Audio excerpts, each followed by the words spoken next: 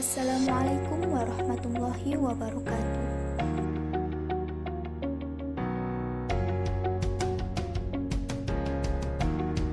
Pada kesempatan kali ini, kami dari Prodi PGMIB Fakultas Tarbiyah IAIN Kediri akan membahas mengenai kronologi sejarah filsafat klasik.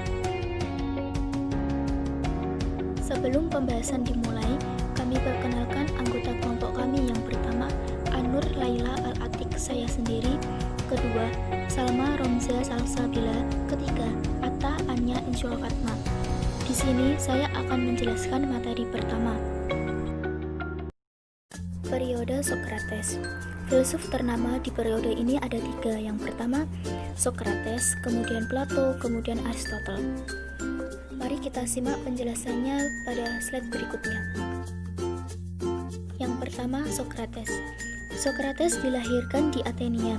Sokrates adalah seorang tokoh filosof Yunani klasik yang mendobrak keterbelakangan corak berpikir bangsa Yunani yang cenderung bersikap nihilisme karena pengaruh filsafat sofistik yang dikembangkan oleh Pythagoras dan Gorgias.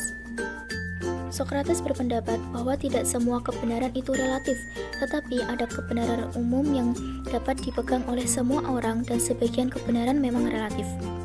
Ajaran Sokrates lebih menekankan kepada sains dan agama yang bercorak dari pengalaman sehari-hari yang diperoleh secara dialektika. Kemudian, pemikiran tentang keutamaan adalah pengetahuan, jadi semua hal dikaitkan dengan pengetahuan yang telah ada. Bahkan Sokrates telah menjelaskan bahwa baik dan jahat dalam kehidupan manusia dikaitkan dengan pengetahuan, bukan dengan kemauan manusia. Pemikiran tentang adanya manusia yang abadi atau immortalitas. Sokrates berpendapat bahwa orang yang mati hanya meninggalkan jasad dan ruhnya akan menuju ke alam selanjutnya. Kedua, Plato. Plato merupakan salah satu filsuf yang terlahir di Athena pada tahun 428 sebelum Masehi. Ajaran dan karya kefilsafatan Plato antara lain konsep tentang ide, ajaran tentang jiwa, dan konsep tentang negara. Plato adalah seorang filsuf yang memiliki pemikiran tentang hakikat dari ide. Menurutnya, ide berbeda dengan pemikiran karena ide lebih luas cakupannya, lebih besar dan lebih nyata. Ide bersifat abadi dan dari ide itulah manusia akan menciptakan pemikiran-pemikiran yang baru. Plato beranggapan bahwa jiwa merupakan intisari kepribadian manusia. Plato menganggap jiwa sebagai prinsip yang menggerakkan dirinya sendiri dan oleh karenanya juga dapat menggerakkan badan. Baginya, jiwa itu bersifat baka dan tidak akan mati, karena jiwa sudah ada sebelum manusia hidup di dunia. Dengan pemikiran ini, Plato dapat mendamaikan pertentangan pendapat antara Herakleitos dan Kraitilos. Herakleitos beranggapan bahwa semuanya senantiasa berubah, tidak ada sesuatu yang mantap. Kraitilos beranggapan bahwa pengenalan tidak mungkin karena perubahan yang terus-menerus dan tak henti-henti. Akan tetapi dengan teorinya tersebut, Plato dapat menyatukan semua pandangan itu. Dan yang ketiga yaitu Aristoteles. Aristoteles adalah seorang filsuf Yunani, murid dari Plato dan guru dari Alexander yang Agung. Ajaran dan karya Aristoteles yaitu menulis tentang berbagai subjek yang berbeda, termasuk fisika, metafisika, puisi, logika, retorika, politik, pemerintahan, etnis, biologi, dan zoologi. Aristoteles mempunyai perhatian yang khusus terhadap masalah etika, karena etika bukan diperuntukkan sebagai cita-cita, akan tetapi dipakai sebagai hukum kesusilaan. Menurut pendapatnya, tujuan tertinggi hidup manusia adalah kebahagiaan. Karakteristik filsafat Yunani. Pertama, filsafat Yunani secara bertahap mengkaji alam semesta, manusia, dan kemudian membahas seluruh aspek dalam kehidupan manusia. Kedua, pemikiran filsafat berkembang pesat pada masa ini, sehingga muncul diversifikasi keilmuan baru seperti logika, etika, estetika, fisika, metafisika, dan sebagainya. Tiga, muncul juga harmonisasi filsafat dengan aspek-aspek penting dalam kehidupan manusia seperti sains, politik, ekonomi, sosial, budaya, dan bahkan agama. 4. Buah pikiran pada filsuf Yunani, utamanya dari Sokrates, Plato, dan Aristoteles, menjadi pikiran sekaligus inspirasi bagi filsuf dan ilmuwan pada masa setelahnya. Periode Helenistik. Helenisme adalah istilah modern yang diambil dari bahasa Yunani kuno Hellenizen, yang berarti berbicara atau berlakuan seperti orang Yunani. To speak or make Greek. Helenisme klasik yaitu kebudayaan Yunani yang berkembang pada abad ke-5 dan ke-4 sebelum Masehi. Helenisme secara umum istilah yang menunjuk kebudayaan yang merupakan gabungan antara budaya Yunani dan budaya Asia Kecil seperti Syria, Mesopotamia, dan Mesir yang lebih tua. Lama periode ini kurang lebih 300 tahun, yaitu mulai 323 sebelum Masehi, masa Alexander Agung atau meninggalnya Aristoteles, hingga 20 sebelum Masehi, berkembangnya agama Kristen atau zaman dulu. Tokoh filsafat Helenisme. 1. Periode etik. A. Epikurisme. Epikuros dilahirkan di Samos pada tahun 341 sebelum Masehi. Filsafat Epikuros diarahkan pada satu tujuan belaka, memberikan jaminan kebahagiaan kepada manusia. Epikuros adalah seorang filosof yang menginginkan arah filsafatnya untuk mencapai kesenangan hidup. Menurutnya, filsafat dibagi menjadi 3 bagian, yaitu logika, fisika, dan etik. Dari ketiga ajaran Epikuros, jika diaktualisasikan ke dalam agama Islam, maka akibatnya bisa fatal sekali. Seorang muslim akan menjadi ateis ketika mengikuti ajaran Epikuros. Disinilah bahaya filsafat jika kita telan mentah-mentah tanpa ada proses penyaringan terlebih dahulu, apabila jika tidak dilandasi dengan akidah yang kuat. B. Stoaisme. Pendirinya adalah Zeno dari Kition. Ia dilahirkan di Kition pada tahun 340 sebelum Masehi. Awalnya ia hanyalah seorang saudagar yang suka berlayar. Menurutnya, kebajikan ialah akal budi yang lurus, yaitu akal budi yang sesuai dengan akal budi dunia. Pada akhirnya akan mencapai citra idaman seorang bijaksana, hidup sesuai dengan alam. Ajarannya tidak jauh beda dengan Epikuros yang terdiri dari 3 bagian, yaitu logika, fisika, dan etik. C. Skeptisisme. Skeptis artinya ragu-ragu. Mereka ragu-ragu untuk menerima ajaran-ajaran yang dari ahli-ahli filsafat sebelumnya. Perlu diperhatikan bahwa skeptisisme sebagai suatu filsafat bukanlah sekedar keraguan-raguan, melainkan sesuatu yang bisa disebut keraguan dogmatis. Di masa Helen Romawi ada 2 sekolah skeptis. Kedua-duanya sama pendirinya. Keduanya ragu-ragu tentang ajaran kaum klasik yang menyatakan bahwa kebenaran dapat diketahui. Tetapi dalam hal apa yang dimaksud dengan sikap ragu-ragu itu, kedua sekolah itu berbeda pahamnya. Periode etik. A. Neoplatonisme. Plotinus dan Ammonius Sakas adalah tokoh terpenting dalam aliran ini. Plotinus hidup pada tahun 204 sampai 270. Dia lahir di Nikopolis, Mesir. Pemikiran filsafatnya dipengaruhi oleh Plato, sedikit Aristoteles. Titik tolak pemikirannya adalah bahwa asas yang menguasai segala sesuatu adalah satu. Tuhan dianggap sebagai kebaikan tertinggi dan sekaligus menjadi tujuan semua kehendak. Demikian juga manusia sebagai makhluk bukanlah sebagai ciptaan Tuhan, tetapi pancaran Tuhan. Karena zaman Neoplatonisme ini diwarnai oleh agama, zaman ini disebutnya sebagai zaman mistik. B. Aliran Neopitagoras. Dinamakan Neopitagoras karena ia berpangkal pada ajaran Pitagoras yang mendidik kebatinan dengan belajar menyucikan roh. Yang mengajarkannya ialah mula-mula Moderatus dan Gades yang hidup dalam abad pertama tahun Masehi.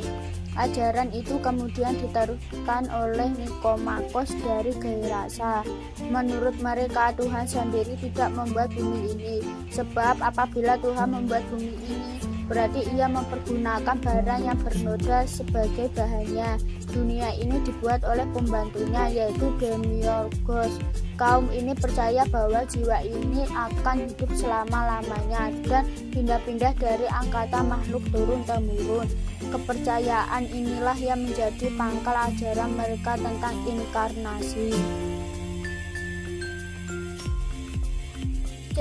Pilon Alexandria. Alexandria terletak di Mesir. Di sana bertemu antara filsafat Yunani yang bersifat intelektualis dan rasionalis dan pandangan agama kaum Yahudi yang banyak mengandung mistik. Pencetusnya adalah Pilon. Ia hidup dari 25 sebelum Masehi sampai 45 Masehi. Ia mencapai umur 70 tahun. Dia adalah seorang pendeta Yahudi, karenanya filsafat yang dipelajarinya terpengaruh oleh pandangan agama. Yang menjadi pokok pandangan filsafatnya ialah hubungan manusia dengan Tuhan. Baginya, Tuhan itu maha tinggi tempatnya. Tuhan hanya dapat diketahui oleh kata-katanya yang terdapat dalam kitab suci dari alam dan dari sejarah. Tuhan sendiri tidak dapat diketahui oleh manusia dengan panca inderanya.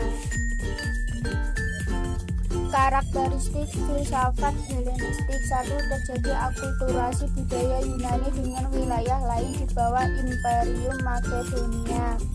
2. Berkembang pola eklektik, harmonisasi berbagai pendapat filsuf terdahulu yang dianggap baik.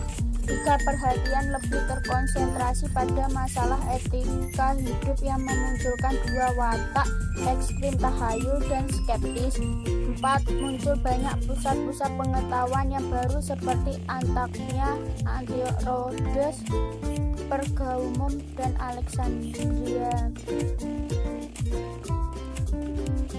Periode Romawi. Periode Romawi umumnya melanjutkan tradisi Yunani klasik dan dianggap berakhir dengan kejatuhan Roma.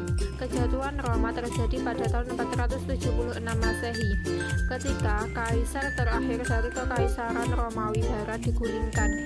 Meskipun Santo Augustin dan Botius mewakili hubungan antara periode Romawi dan abad pertengahan, dan Santo Augustinus Kristen awal memiliki lebih banyak kesamaan dengan filsuf abad pertengahan, kemudian dibandingkan dengan Romawi sebelumnya. Ada juga beberapa yang tumpang tindih dengan periode Helenistik, dan perbedaannya terletak pada aspek geografis dan historis. Cicero, Marcus Tullius 106 sampai 43 sebelum Masehi, Roma. Tokoh politik sentral di masa Julius Caesar, sekaligus filosof serba bisa di masanya, memperkenalkan bangsa Roma ke sekolah-sekolah utama filsafat Yunani. Cicero berusaha untuk memulihkan dan jika mungkin meningkatkan apa yang dia anggap sebagai zaman keemasan Republik Romawi diperintah oleh bangsawan yang tidak mementingkan diri sendiri dari individu-individu sukses. Dia mencoba menggunakan filsafat untuk mewujudkan tujuan politiknya yang mengharuskan dapat diakses oleh khalayak Romawi melalui terjemahan Latin dari karya-karya Yunani utama dan ringkasan dari kepercayaan sekolah filsafat Yunani utama pada waktu itu. Skeptisisme, Aristotelianisme, Stoicisme, dan Epikureanisme. Marcus Aurelius 121 sampai 180 sesudah Masehi, Roma, yaitu kaisar Romawi sekaligus filsuf Stoa terpenting di masanya sekaligus pembela paganisme Roma. Karyanya Meditasi berisi rangkaian latihan filosofis praktis yang dirancang untuk mencerna dan mempraktikkan teori filosofis. Dia tidak percaya pada kehidupan setelah kematian. Segala sesuatu mutlak akan dilupakan. Menurutnya, semua yang kita inginkan di dunia ini kosong, korup, dan remeh. Jadi kematian diinginkan, karena itu akan menandai berakhirnya semua keinginan. Marcus Aurelius adalah seorang pembela kebajikan rasional yang maha mengatur alam semesta, sehingga dia percaya bahwa kejadian buruk terjadi demi kebaikan keseluruhan. Santo Augustine of Hippo 354 sampai 430 sesudah Masehi, Roman, seorang filsuf, teolog, pembela Kristen Ortodok Roma. Augustinus percaya bahwa pengetahuan manusia yang sejati dapat dibangun dengan pasti. Jargon khasnya "cita lor sum", artinya jika saya salah maka saya ada. Dia juga mengadopsi pandangan subjektif tentang waktu. Waktu bukanlah apa-apa dalam kenyataan, tetapi hanya ada dalam pemahaman pikiran manusia. Waktu itu tidak mungkin tidak terbatas, karena Tuhan menciptakannya. Agustinus memaparkan konsep dosa asal, kesalahan Adam yang diwarisi semua manusia. Dia mengembangkan doktrin predestinasi, penahbisan ilahi dari semua yang akan terjadi, dan anugerah yang manjur, gagasan bahwa keselamatan Tuhan diberikan kepada sejumlah tertentu dari mereka yang telah Dia tetapkan untuk diselamatkan.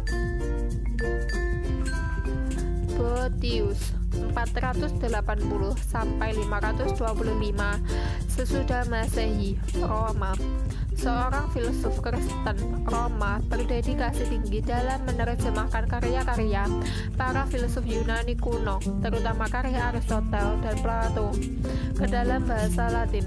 Karyanya yang paling populer adalah Consolation of Philosophy, penghiburan filsafat, yang disusun dalam gaya prosa dan syair dialogis antara dirinya, keputusasaan, dan sosok wanita bijak dan penuh kasih, menggambarkan semangat filosofi. Karya ini membahas banyak masalah metafisika dan etika, dan membahas tentang keberadaan dan sifat Tuhan, pemeliharaan dan nasib asal mula alam semesta, dan kebebasan kehendak. Dia memperkenalkan konsep roda butian atau roda keberuntungan yang menggambarkan naik turunnya manusia dalam kehidupan di dunia ini. Karakteristik filsafat Romawi yaitu yang pertama, terjadi adaptasi alkulturasi budaya Yunani ke daerah-daerah Imperium Romawi. Yang kedua, filsafat bercorak teologis, digunakan untuk menguatkan dogma agama. Yang ketiga, filsafat juga digunakan untuk menguatkan posisi kekaisaran Romawi secara polis. Yang keempat, orientasi filsafat berubah dari metafisik teoretik menuju fisik aplikatif. Yang kelima, banyak karya seni, pencapaian sains dan teknologi militer yang muncul sebagai konsekuensi logis adanya eksplorasi filsafat dalam ranah praktis.